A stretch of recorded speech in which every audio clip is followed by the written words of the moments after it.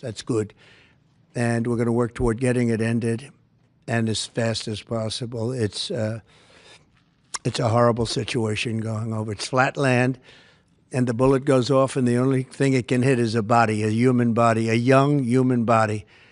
And they're losing just tremendous numbers of mostly soldiers. The cities and towns have been largely demolished. It's a shame what's happened to that country. It would have never happened if I were president. That I can tell you. Would have never happened. It's to look at that. And October 7th would have never happened either, by the way, the Middle East. But we'll get it. I think we'll get it. We'll get something done. We're going to be meeting actually tomorrow. They're meeting in Munich, as you know, and we're going to have some other meetings. And I'll be dealing with President Putin largely on the phone, and we ultimately expect to meet. In fact, we expect that he'll come here and I'll go there. And we're going to meet also probably in Saudi Arabia the first time. We'll meet in Saudi Arabia, see if we can get something done. But we want to end that war. That war is a disaster. It's a really bloody, horrible war. You said with Saudi Arabia, the first meeting will happen. I think so. We think we're going to probably meet in Saudi Arabia the first meeting. Hasn't been set, but not too distant future. We both understand, we know the Crown Prince, and I think it'd be a very good place to meet. So it sounds like that would just be a meeting between you and Putin and perhaps the Crown Prince, but not President Zelensky? Probably we'll have a first meeting, and then we'll see what we can do about the second meeting. Did you also commit to go to Ukraine? What about Ukraine? Did you commit to go to Ukraine? No, I haven't. I haven't committed to go to Ukraine. I would think about going. Yeah, I'd think about it. No problem. You say today, Mr. President, that they received your vision. What is your plan to end this war? Like today, Secretary. Well, I'm not going to tell you my plan. I can just tell you we've made a lot of progress. This should have been done by Biden, not by me, because this has been going on for now a long time, years. And it should have been done by Biden.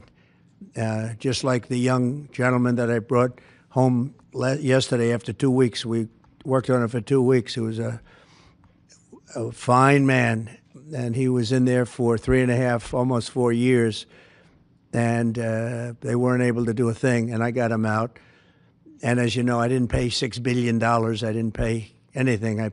We did a trade, and we did a good job. We got him out in 2 weeks. It should have been out years ago. It really should have been out years ago. NATO membership for Ukraine? I don't think it's practical to have it, personally. I know that our new Secretary of Defense, who's excellent, Pete, made a statement today saying that he thinks it's unlikely or impractical. I think probably that's true. I think long before President Putin, they said there's no way they'd allow that. This has been going on for many, many years. They've been saying that for a long time, that Ukraine cannot go into NATO. And I'm okay with that. I just want the war, whether they are or they're not. But it certainly would seem to be that most people have said that that is something that's not going to happen. Are you freezing out President Zelensky of this process a bit? Isn't there a danger of that? No, I don't think so. As long as he's there, but at some point you're going to have elections too. You're going to have an election. He says he wants security assurances, Mr. President. What does that look like? In terms of what? If the war were to end, he says he wants guarantees of security. We'll see what that means. I think when the war ends, one thing he was very strong about, if it ends, he wants it to end. And that's President Putin said that. He wants it to end. He doesn't want to end it and then go back to fighting 6 months later. We talked about the possibility, I mentioned it, of a ceasefire so we can stop the killing. And I think we'll probably end up at some point getting a ceasefire in the not too distant future. Do you expect Ukraine? Say it, what? Do you view Ukraine as an equal member of this peace process? It's an interesting question. I think they have to make peace. Their people are being killed, and I think they have to make peace. I said that was not a good war to go into, and I think they have to make peace. That's what I think. Why did you decide to provide support to Ukraine? Would you support Zelensky ceding territory or exchanging territory in any agreement to end the war? Well, he's going to have to do what he has to do, but, his poll numbers aren't particularly great, to put it mildly. He's got a country where has been savaged and attacked, and he's got an army that's been very, very brave, actually, despite the fact that, we've given him, in my opinion, $350 billion. That's what the real number is. You don't hear that number. And Europe has given, in my opinion, $100 billion. And they've done it in the form of a loan. And I have a Secretary of Treasury right now who's actually quite brave. He's over in Ukraine on a train. And there's a lot of things happening around that train that aren't so good. And he's going there to get a document done where we're going to be assured that we're going to, in some form, get this money back, because we're putting up far more money than Europe, and Europe is in far more danger than we are. We have an ocean in between. Europe has nothing in between. You know what they have in between? They have Ukraine in between. So wait a minute. So, as you know, Europe is putting up money, and they're getting it in the form of a loan. And the United States under Biden didn't do loans. They just handed money every time somebody walked in from Ukraine. They just handed them money foolishly. This should have never happened. It should have never started. And once it did, other things should have happened. Other things should have taken place.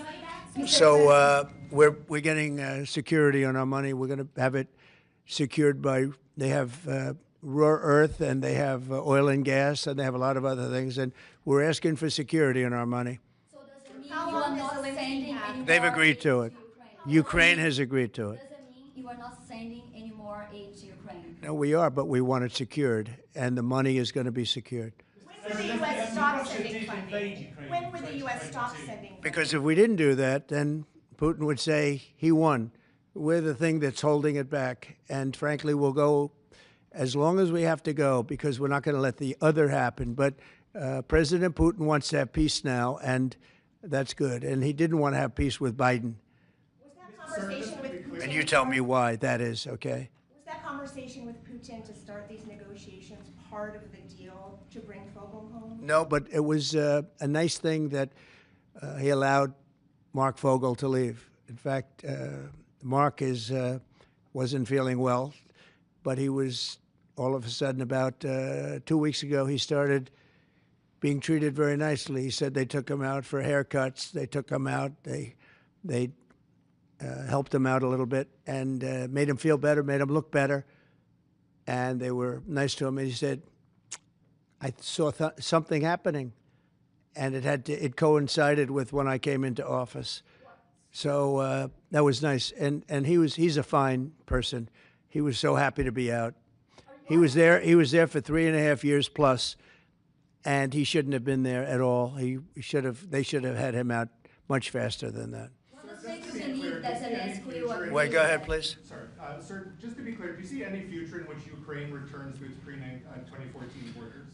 Well, I think Pete said today that that's unlikely, right? It certainly would seem to be unlikely. They took a lot of land, and they fought for that land, and they lost a lot of soldiers. But it would just seem to me, and I'm not making an opinion on it, but I've read a lot on it, and a lot of people think that that's unlikely. Some of it will come back. I think some of it will come back. Yeah, some of that land will come back.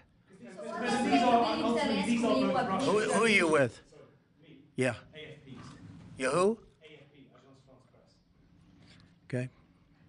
I just wanted to ask you, the things that the Secretary of Defense was talking about, the 2014 borders and the lack of NATO membership.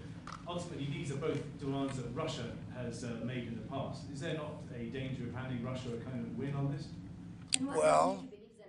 Well, I think that if you look at the war, the way the war is going, you'll have to make your own determination. I'm just here to try and get peace. I don't care so much about anything other than I want to stop having millions of people killed. Last night, Kiev got hit very, very hard. I want to see people stop getting killed. That war is ridiculous. It should have never happened, and it would have never happened. Yeah, a couple of more questions. Are you planning to sign an executive order on reciprocal tariffs, sir? Yes, I am. In fact, I may do it today, and if I do it today, I could almost do it right now. Would you like me to talk about it now? I don't want to take anything away from this young lady's day, because this is her day, and I may do it later on, or I may do it tomorrow morning, but we'll be signing reciprocal tariffs. The world has taken advantage of the United States for many years. They've charged us massive tariffs that we haven't charged them. And as you know, I just did something on steel and aluminum, 25%. That'll go up at some point, but 25%, which will level the playing field quite a bit. I did it previously 50%, and Obama was very weak, and Biden was even weaker on steel. The steel was just absolutely, it really started with Obama. The world really took advantage of us, and then that morphed into Biden. And what they did was he was so worried about trying to attack his political opponent that he didn't know what he was doing with respect to countries taking advantage. He should have looked at the countries, both friend and foe, taking advantage of us. So we're going to be doing reciprocal tariffs, which is whatever they charge, we charge, very simply. But we're going to be... Considering exemption, talk about widespread fraud and abuse. Oh, yeah, tremendous fraud. There's tremendous fraud. And it's hard to believe that you can have that kind of fraud. You're talking about, like, are you talking about what? Wait. Which are you talking? You're talking about with regard to all of the investigations that are going on about this stupidity. What we're going to do is tomorrow I'm having a news conference. I'm going to read to you some of the names that hundreds of millions and even billions of dollars have been given to. And if you tell me that we should be giving money to those things, those entities, I think you'll probably have to leave as a reporter because you're not very talented. When you look at the kind of money, billions and billions of dollars being thrown away illegally, and there's no chance. I mean, I say it in front of our Attorney General. There's no chance that there's not kickbacks or something going on. When you give millions and millions of dollars to somebody that stands to look at something for 15 minutes and walks away with millions of dollars, that money's coming back in some form. And that's only one form of corruption. The biggest thing is what they do to our country. They're taking massive amounts of money and spending it on items. I went through a list of 200 expenditures that were made, and I found 3 that looked like they were reasonable. Okay, 3. And we'll be talking about that tomorrow. We have a lot of stuff. And I want to commend Elon because he's done a fantastic. He doesn't need this. You know, he's abused by you people every day. He's found more things than anybody could find. I think he's got the credibility to do it. I know he does. And it's his group of people. You know, they started off with 12. I call them 12 geniuses. They started off with 12, and they went to 20 and 25, and now they're up to almost 100. People are joining to help them because there's a massive fraud that's taken place. And then you have judges that are activists, and they sit there and they say, oh, as an example, $59 million going to a little small group in New York City. You get nothing going to North Carolina to help nothing. They say, we don't have any money because they've given it away on the border. But you have nothing. What they did to North Carolina is a shame. And then they sent $59 million to New York City for a hotel for a little bit of nothing. What they've done, a hotel that was not luxury, that's getting luxury rates for migrants, where they're making a fortune, and we catch them. But a judge says, well, even though it may be a fraud, you have to send the money in anyway. Send the money. I said, wait a minute. We have money that shouldn't go because we caught it before it was sent out, but they want the money to go anyway. And I think you're going to have a lot of things to look at, Pam. I really do. What's going on with this whole thing? And this is just one group. We haven't talked about Department of Education. We haven't talked about the military. We haven't talked about a lot of things that are very big. And what's happened is, as an example, you'll have cases where you have a 3-month contract, and maybe the guy that signs the contract leaves. Maybe he gets rich. All of a sudden he leaves for that reason. But you have a 3-month contract, and maybe he leaves. So the contract is sitting there, and the people signing the checks don't know it's 3 months, and it goes on for years. The 3 months turns out to be 3 years, 5 years, 10 years. Just goes on forever. And the guy on the other side of the contract just keeps getting check after check after check because Elon had an expression yesterday, because nobody cares. It's a great expression. Nobody cares. The guy that signed the contract didn't care. Maybe there, may not be there, maybe crooked. Who knows? But you have to care. Otherwise, you can't really run a thing like that, or you can't run a country, really, because there's so many transactions, thousands and thousands of transactions. And if you don't have people that care, you're going to lose control. And that's what's happened. And we've caught it. Now, what we caught is billions and billions of dollars, but it's a tiny fraction of the real number, because you can never catch the real number because people have gotten away with tremendous amounts of money. But I said we have to make our government smaller, more efficient, more effective, and a lot less expensive. And we could find $1 trillion, but we're being hindered by courts where they file in certain courts where it's very hard to win, and a judge will stop us, and a judge will say that it doesn't make any difference what you find. You just keep paying the money. That's a hell of a way to be. And I follow the courts. I have to follow the law. All it means is that we appeal. But that gives people time to cover their tracks. And that's what they do. So it's a very bad thing that's taking place. But hopefully, if the courts, hopefully the courts will be fair. They don't have to be very fair. They just have to be a little bit fair, because this is so egregious what's taking place. Nobody's ever seen anything like it. Nobody's seen numbers like this. These are massive numbers. $9 million for somebody to go and stand in a store and see how people shop. Okay? I mean, you take a look at these things. It's a disgrace. And then you have a country that we want to make America great again. It's very hard to make America great again when you have things like this. And you're going to see the same thing. Department of Education is going to be a disaster. The military, I mean, I see it. Look, I came in, they had a contract done, as you know, for $5.7 billion for airplanes. It was Air Force One with Boeing. 5.7, I got it down to $4 billion, little less than that, 1 penny less than that. $3,999,999 and 99 cents. I said, it has to have a 3 in front of it, because I wouldn't sign the contract for $5.7 billion. I was able to cut $1.7 billion off the price, and it didn't take me long. $1.7 billion.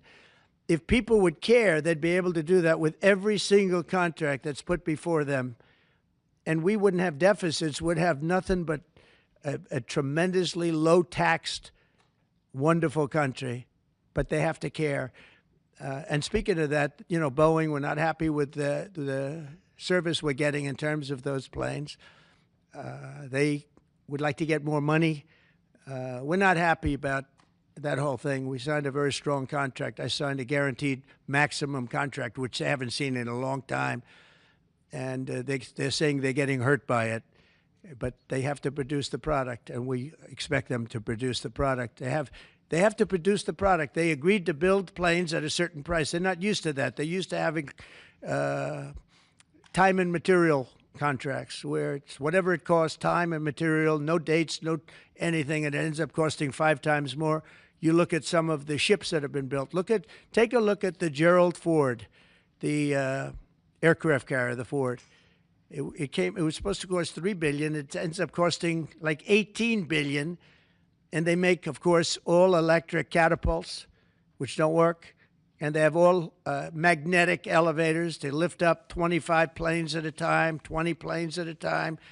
And instead of using hydraulic, like on tractors that can handle anything from hurricanes to lightning to anything, they use magnets. It's a new theory. Magnets are going to lift the planes up, and it doesn't work. And they had billions and billions of dollars of cost overruns. I met the architect. I said, have you designed a ship before? This is one of the biggest ships in the world. It's like landing at LaGuardia Airport. But you look at the kind of waste, fraud, and abuse that this country is going through, and we have to straighten it out. We have great people going into the military in terms of we need ships, we need a lot of things. We have great people we have business people going in. But when you look at what's happened to our purchasing, and when you look at the USAID, when you look at the things that they're giving to them, the billions of dollars that they're giving to, and it doesn't make sense. It is interesting that when you're looking for fraud, you look at items, hundreds of items, and you'll find one or two, maybe, if you're lucky. Here's something where you look at data, and they're all fraudulent. You know, by just looking at the topic, they're all fraudulent, except it's the opposite. You'll find one or two that's like a legitimate reason. So I just want to thank Elon for going through it. I want to thank all the people that are working with him. You know, we have a big group of people. I think the lowest IQ is about 160. That's very high. I think you have a couple of 182s in there, but they're doing a fantastic job. He doesn't need it, and they don't need it, but we're showing things, and it's going to be it's a big. People have no idea how important it is. Yeah. How soon do you want the Department of Education to be closed? Oh, I'd like it to be closed immediately. Look, the Department of Education's a big con job. We're ranked, so they rank the top 40 countries in the world. We're ranked number 40th, but we're ranked number 1 in one department, costs per pupil. So we spend more per pupil than any other country in the world, but we're ranked number 40. We've been between 38 and 40. The last time I looked, it was 38, and then I looked 2 days ago, it came out the new list. It came out at number 40, so we're ranked 40. Norway, Denmark, Sweden, I hate to say it, China, as big as it is, it's ranked in the top 5, and that's a primary competitor. We're ranked number 40. So if we're ranked number 40, that means something's really wrong, right? And I say send it back to Iowa, to Idaho, to Colorado. Send it back to places that, and a lot of Indiana. You have a great new governor. You have a great senator that Jim Banks just got elected. You got great people. I'll tell you what, Indiana is going to be fantastic. We probably have 35, maybe 37 states that will do as well as Denmark, Norway, Finland, Sweden. They'll be just as good. Then you have the ones that we all know about. It'll be the same story. But you know what? Even they will be good. Because you look at New York, you give it to Westchester County, you give it to Long Island, you give it to Nassau County, you give it to Suffolk County. Same thing, you go out to, and you give it to upstate New York. So you'd have 4 or 5 sections. You give it to Manhattan. Manhattan's a little bit tougher for some reason. I don't know why it would be tougher, but it is. You give to California, and you go to various areas outside of Los Angeles, and you might have 6 or 7 different subgroups. But generally, like if you go to Iowa, you give it to Iowa. You don't have subgroups, you have Iowa. And other places that do a good job. If they do a good job, they're going to do a great job in education. Those places will be every bit as good as the various countries that do so well. All the time, it's the same countries that are doing well. And so we have a Department of Education where people from Washington, D.C., who in many cases don't care about the kids out in the country. They don't care about the farms and the farmer's daughter and the farmer's sons. We have a massive bureaucracy in Washington, D.C. We have buildings that are all over the city. Department of Education. I never said Department of Education's on all these buildings. By the way, nobody shows up to work because they're all working at home. You know, quote, working at home. They're not working at home. And a lot of them have second jobs. And that's the other thing that Elon Musk is looking at. How many of these people are getting checks, working at home, but they're not working because they have second jobs and even third jobs? You're going to find a lot of them. And those people are going to be fired because we have to make our government smaller. All right, one more question. Yeah, Jennifer, go ahead. Nice to see you. Thank you, sir. 2 questions, one on Ukraine again, and then another one on the Kennedy Center. Do you think that as far as your negotiating tactics go, did Pete Hegseth take away some of your negotiating abilities with Putin by taking Ukraine's sovereign integrity off the table, by taking